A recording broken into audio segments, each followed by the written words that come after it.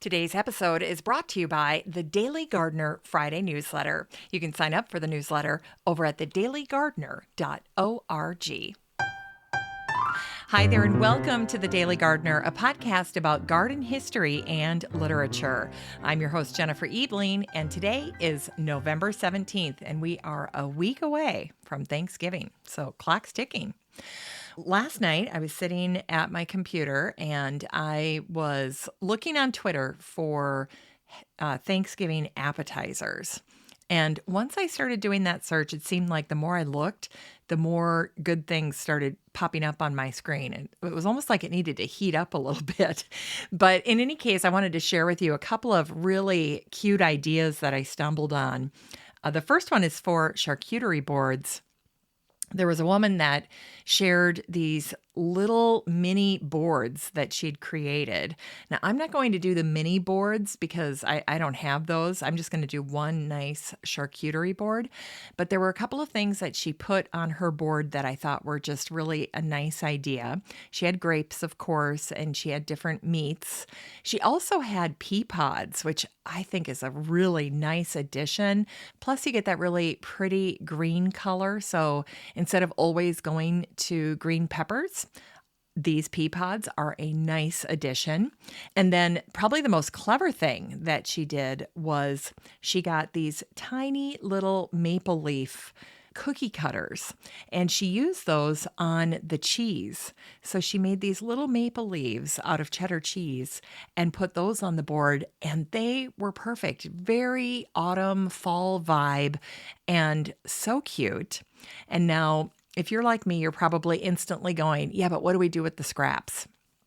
Well, I always put pine nuts on my charcuterie board. They're so expensive, but I can't resist. To me, they are a very gourmet deluxe addition to any charcuterie board. I love them. And so next to the pine nuts, what I'll do is I'll take my cheese scraps after using any of these leaf-shaped cookie cutters that I use for the cheese, and I'll just cut the cheese up into tiny, tiny little pieces, put it next to the pine nuts, so it'll look really cute. Anyway, I am very excited about that. Now, if you head on over to my Twitter account, you'll see me at Gardener Podcast. Just search for the Daily Gardener Podcast and my Twitter feed will pop up, and then you can go through there. I started sharing all of the things that I found for appetizers that really caught my eye. There were some excellent sausage balls that I want to try for the boys because I know they'll love something like that. And then I was actually looking for a couple of appetizers that I could give to the girls to make. So my daughter and then my son's new girlfriend. It's always nice. It's almost like an icebreaker if you can have a little activity in the kitchen for your guests to do. They've got something to do with their hands. They're busy, and yet you're talking, you're laughing, you're working together. It's a great bonding experience. It's a great way to meet someone. So the few that I picked that I thought we might try this year, I'll go over these really quick with you, but you can see them all in my Twitter feed and you can get the recipes there. But there is a very simple Thanksgiving appetizer that's very easy. You take store-bought puff pastry, and then over the top of that, you put caramelized onion, mushroom, and apple. Oh, doesn't that sound amazing? So you saute all of that together in a little pan, and then you just put it over the puff pastry. It's always the simple ones. It's always the simple appetizers that are the best. Then there was one where you take a Triscuit and you put a cheese wedge on top of that. And then it looks like you use a little, I suppose it's like a little Ritz cracker, one of the rectangular ones. Anyway, you make your little cheese and cracker look like a tiny piece of pie. This is so adorable. I can't get it out of my mind. So that one is one that I'm going to have the girls put together. It's putsy, but it is so cute. And I think they'll get a kick out of that. Then there's a really great goat cheese and honey bite one that I thought was fantastic. So I added that one. And then the last one is a cheese ball that you turn into a turkey. And you do that with pecans and little wafer crackers for the fantail of the turkey. And then for the turkey head, you use a red bell pepper that you've cut into strips. It's so stinking cute. And that's another good one to have my daughter and my son's new girlfriend work together on. So those are the things that I'm cooking up for Thanksgiving.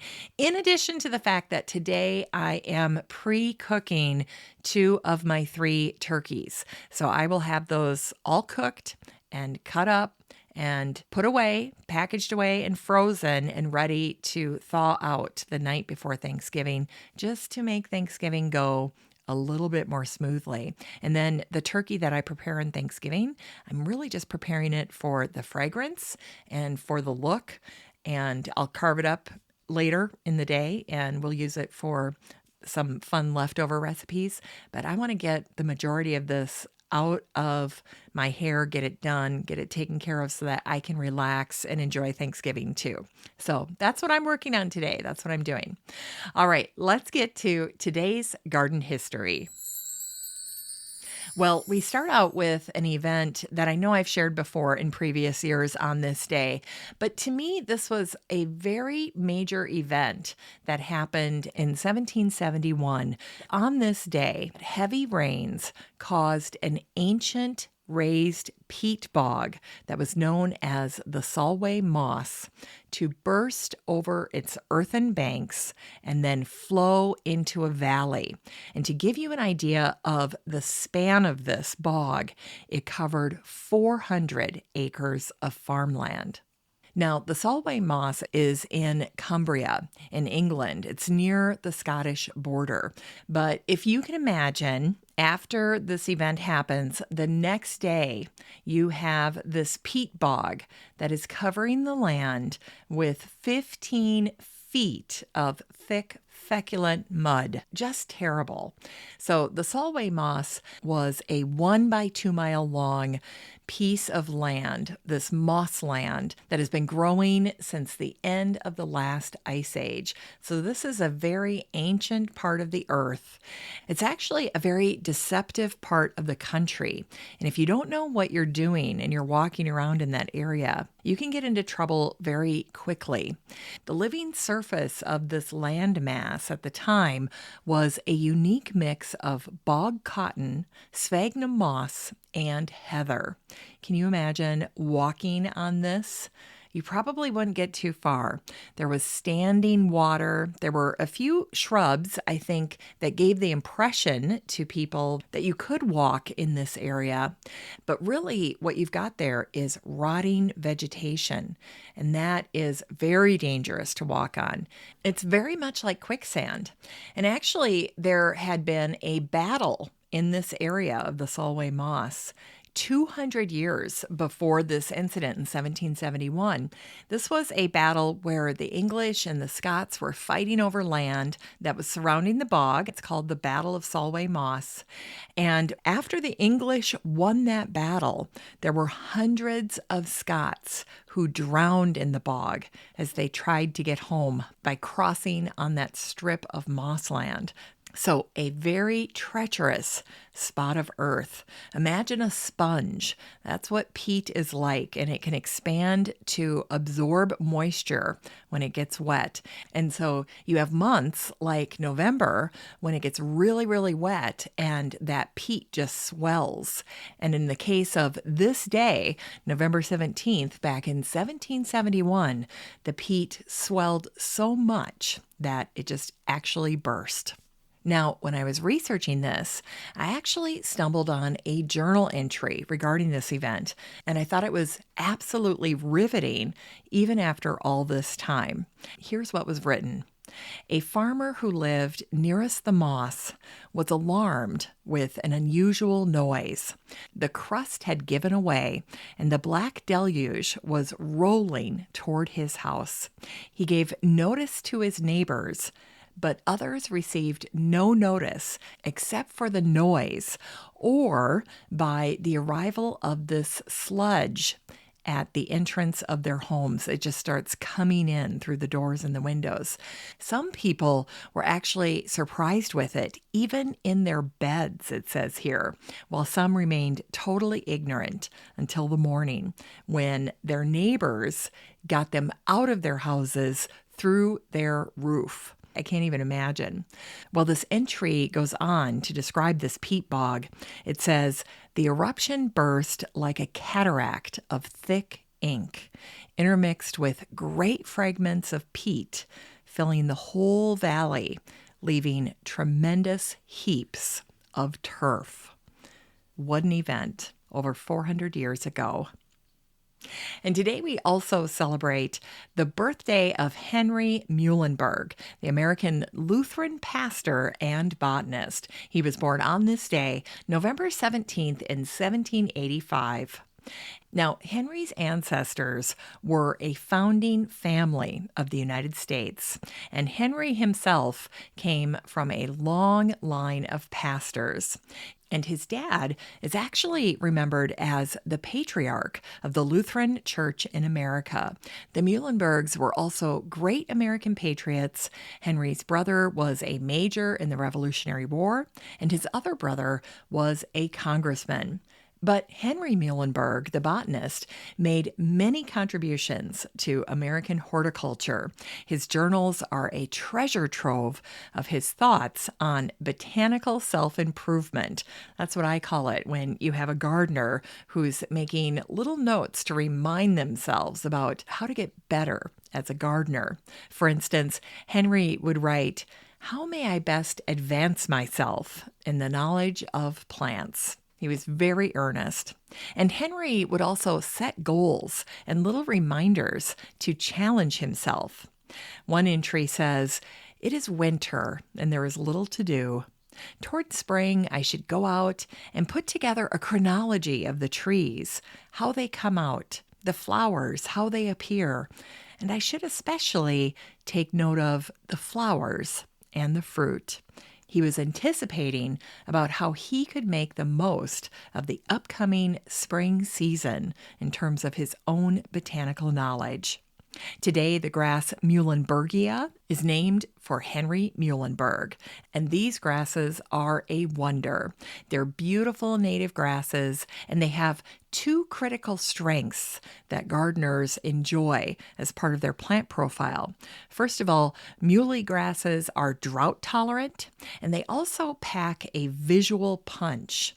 So they're easygoing, they're easy to grow, they can handle tough situations, and they look wonderful in perfectly manicured gardens because they behave themselves.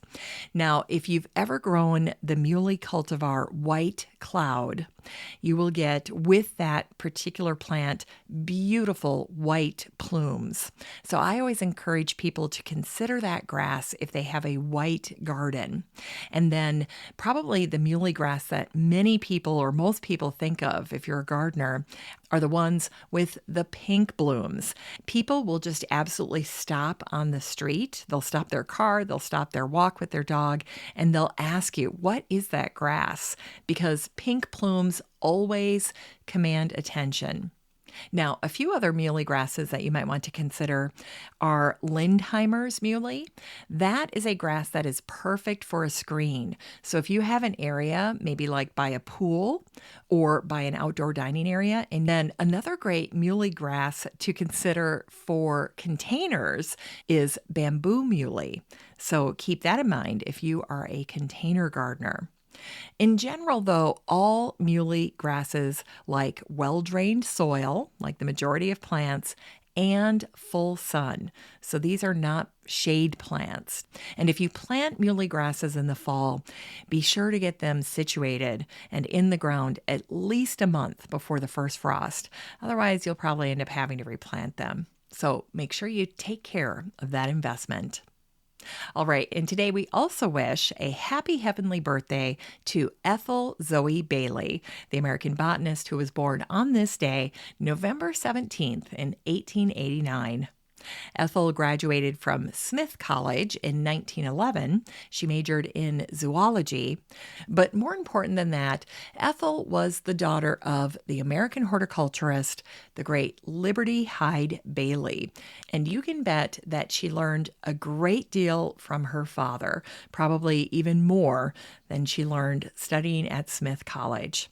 It was her father, Liberty Hyde Bailey, who instilled in Ethel a love for botany, for adventure, and archiving. And Ethel was lucky being a woman at this time because her father opened doors for her, and he brought her along on his travels to Latin America and Asia as he was searching for new plant discoveries.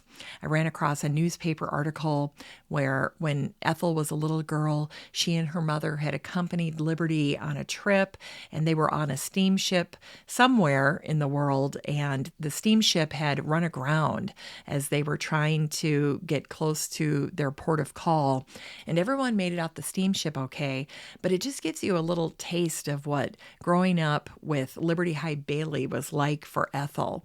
Now, one of Ethel's obituaries shared a story from one of their more daring trips, and I thought this was just perfect and gives you a flavor for the types of things that Ethel was able to experience in the early 1900s being with her dad. It says, one of the pair's most daring expeditions was to the wild jungle island of Barrow, Colorado, in the Panama Canal Zone. Disregarding warnings about disease and boa constrictors, that would have gotten my attention. Miss Bailey and her father, who was then 73 years old, and a few other botanists, trekked through hip-deep water of a swamp in search of a rare palm, and they found it growing in the swamp just as Liberty Hyde Bailey had predicted, and then they photographed it in pouring rain with a camera tripod that was almost submerged in water. Now that's dedication. I can't even imagine what it would have been like. And that was just another day for Ethel Zoe Bailey. Well, in turn, Ethel became the curator of the Bailey Herbarium, which was situated above the Mann Library at Cornell University, an institution that was near and dear to the Baileys. And this position, her job as curator, lasted over 2 decades for Ethel until 1957. But she really never stopped working there. She continued popping in all the way up until her death, maintaining that collection there. Her father's legacy was her personal mission, and she was essentially the top steward of her father's work. One biography that I found of Ethel noted that she continued to volunteer on a daily basis at the herbarium until her death in 1983. She drove herself to and from work, even when she was 93 years old, and driving was very important to her. She was very proud of the fact that she could drive a car. In fact, she was the first woman in Ithaca, New York, to receive a chauffeur's license or a driver's license.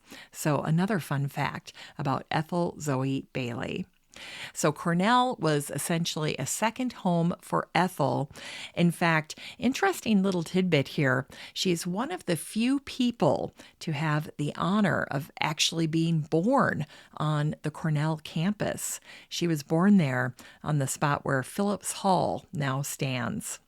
Well, one other thing that you should know about Ethel is that she had this incredible ability to handle input. That's what the Strengths Finder would say, that she was strong in input, but she could organize and catalog large amounts of information. And that was very important to botanists 100 years ago when they didn't have digital technology. So what she did is she was very simple in how she did it, but she created a note card filing system of every single plant that she'd come across in garden catalogs. She would take those catalogs and she would dissect them, turn them into these little note cards, and if you needed to know something about a plant, she'd go to her 3x5 note cards, and that's how she would find out everything that she could about these plants. And it was thanks to these plant catalogs, which she turned into this very simple but useful index, which not only helped her father with his research, but it became an invaluable resource to other researchers and plant experts worldwide. And this collection of cards, which became a catalog, was actually named in her honor. It was called the Ethel Z. Bailey Horticultural Catalog. Ethel received tons of recognition for her work during her lifetime. She got the George Robert White Medal in 1967 from the Massachusetts Historical Society, and she also won the Smith College Medal from her alma mater in 1970. And finally, today, we celebrate the birthday of Shelby Foote, the American writer, historian, and journalist. He was born on this day, November 17th, in 1916. Shelby is remembered for his massive 3-volume, 3,000-page history of the Civil War, a project he completed in 1974.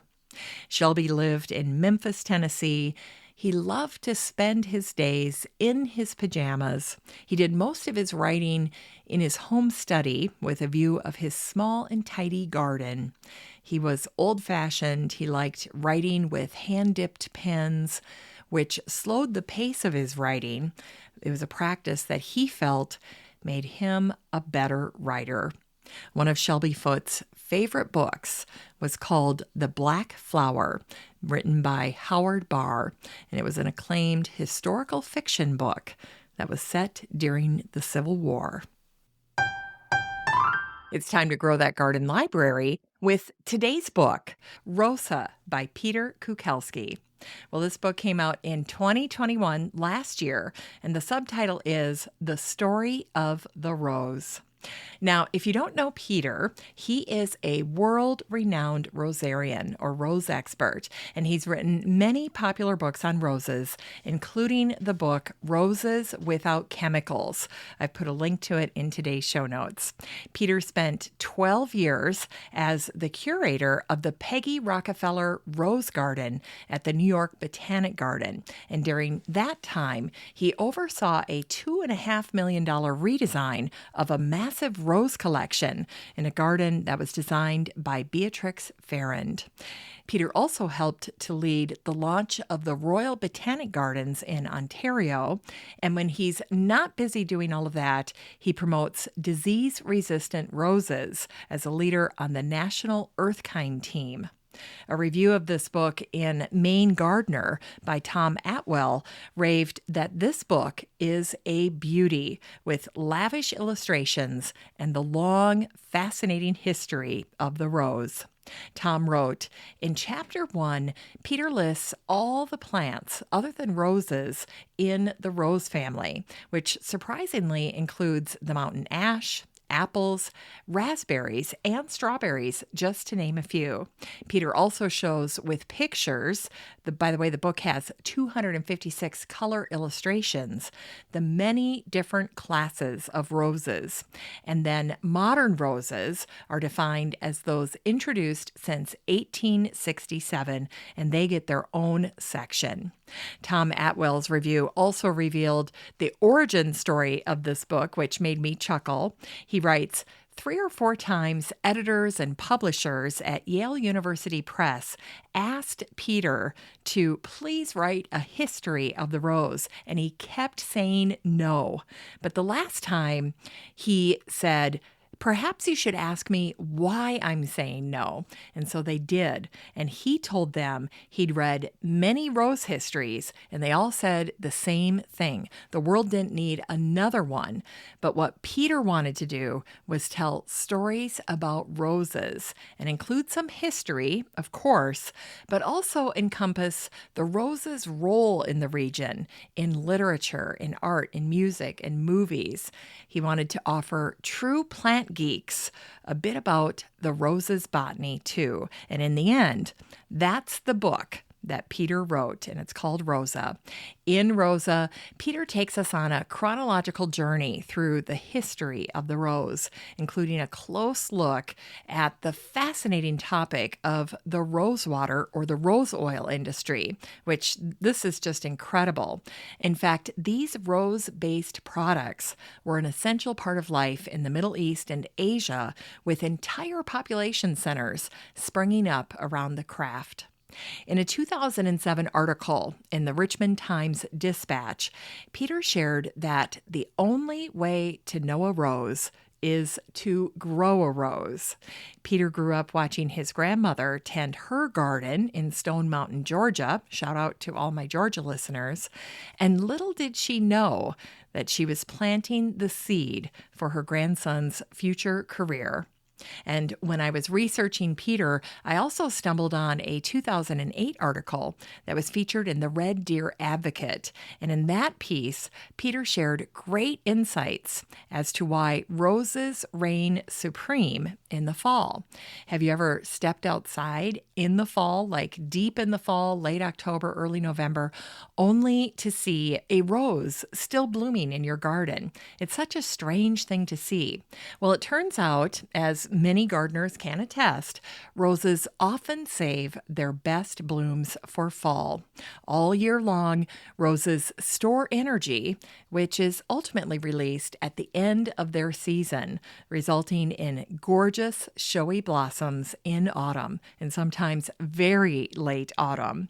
Peter says, in my opinion, late September into October is a very close second to June as far as rose beauty. The days are nicer, the nights are cooler, and the sunlight is better, coating everything with a golden glow. Summer is actually hard on roses, Peter says, which require a lot of energy to flower. It's hot, it's humid, and exhausting for the roses and for us as gardeners. Roses have their fabulous spring, and then they actually shut down a bit in the summer and then display another burst of glorious color in the fall when they're less stressed. So the next time you see your roses blooming in the fall, don't be surprised. Be appreciative and make sure to tell your young gardeners in your life why that's happening. And in a 2021 interview with Margaret Roach, Peter shared his tip regarding what roses to plant. This is a common question that gardeners have. There's so many options with roses. How can you possibly know what to plant? Well, Peter says, talk to the local rose society and to neighbors. He says, if the person down the street is growing Queen Elizabeth and it looks great, take that as a cue. That's simple, pragmatic, wonderful advice that makes Peter Kukelski the perfect author for this book on roses. Now, personally, I just want to take a moment and gush about the cover. I love the blue of this cover. And if you have a bedroom or a dining room in this color, it's got to be the right shade of blue. It's kind of a cross between a teal and a baby blue. It's a very unique blue. But if you have the right blue in your home, this book could really be a star. Or you could use this book as inspiration to decorate a room. It's just that pretty. This book is 256 pages of the story of the rose, the queen of flowers, and her long reign through human history. It's a great story. You can get a copy of Rosa by the Rosarian Peter Kukelski and support the show using the Amazon link in today's show notes for around $7. And that's the difference between it coming out this year and last year. Already that used market has significantly drove down the price. So if you want a copy, it's very affordable. I love when you can get a fantastic garden book for under $10. What a deal.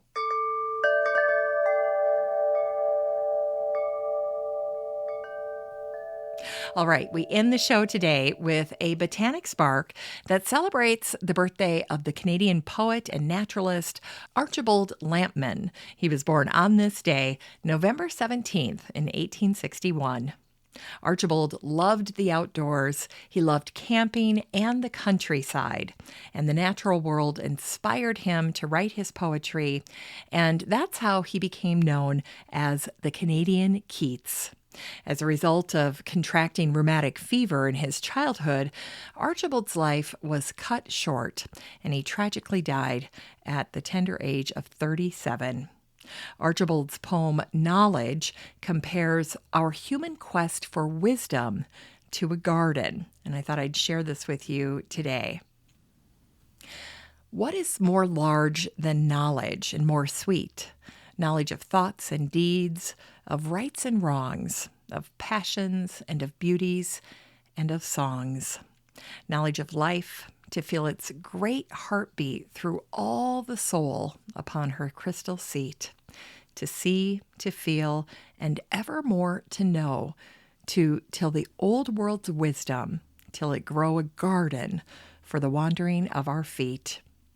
Oh, for a life of leisure and broad hours, to think and dream, to put away small things, this world's perpetual leaguer of dull knots, to wander like the bee among the flowers, till old age find us weary, feet and wings grown heavy with the gold of many thoughts. Perfect poem for gardeners. Archibald is buried at Beechwood Cemetery in Ottawa, and a plaque near his grave is inscribed with his poem, In November. And since it's November, I felt I needed to share at least one little snippet from this poem. It ends with these words. The hills grow wintry white, and the bleak winds moan about the naked uplands. I alone am neither sad, nor shelterless, nor gray, wrapped round with thought, content to watch and dream. Perfect ending for today's show. Well, my turkey is in the oven. Don't forget to head on over to my Twitter feed to check out some of the Thanksgiving appetizer recipes that I'm flagging and planning to cook. And I hope that you have a wonderful day. Thank you so much for listening to The Daily Gardener. I hope you get a chance to get started on your Thanksgiving as well. Don't forget to shake things up a little bit, try a few new things, add some pea pods to your charcuterie board. And just a reminder that you have a standing invitation to join the Facebook group for listeners of the show. The next time that you're over on Facebook, just search for Daily Gardener Community, where you'd search for a friend and then request to join. And if you'd like more of The Daily Gardener, you can subscribe to the newsletter over at thedailygardener.org. And don't forget that you can also show your support for the show by using the Buy Me a Coffee link over at the website or in today's show notes. This is Jennifer Ebling. Thanks for listening to The Daily Gardener. And remember, for a happy, healthy life, garden every day.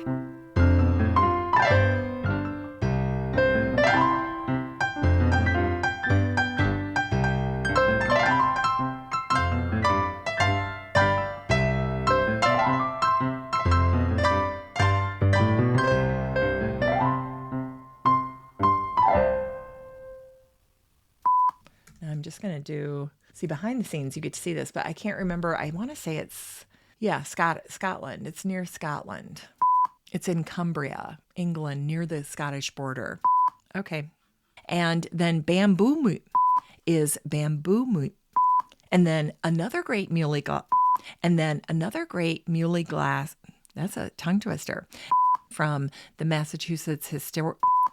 It's time to grow that garden library, but we're going to stop and we're going to start that recording after the break. All right, you guys, turkey's in the oven. In a 2021 interview with Margaret Roach, and now Max is barking. Oh, Max. I must be getting an Amazon package. I'm going to have to step away. I wonder how long this is going to go on. And that's like 5, 6, 7, 8. Please go away. 11, get back in your truck. Oh, we're not done. Okay, I think we're done. Oh, Max. 43. 55. 71. 80. 81. 98. He's losing the steam. Ooh, 99. Are you going to make it, Max? Oh, is he going to make it? Are you kidding? We're stopping at 99. Okay, we're going to carry on.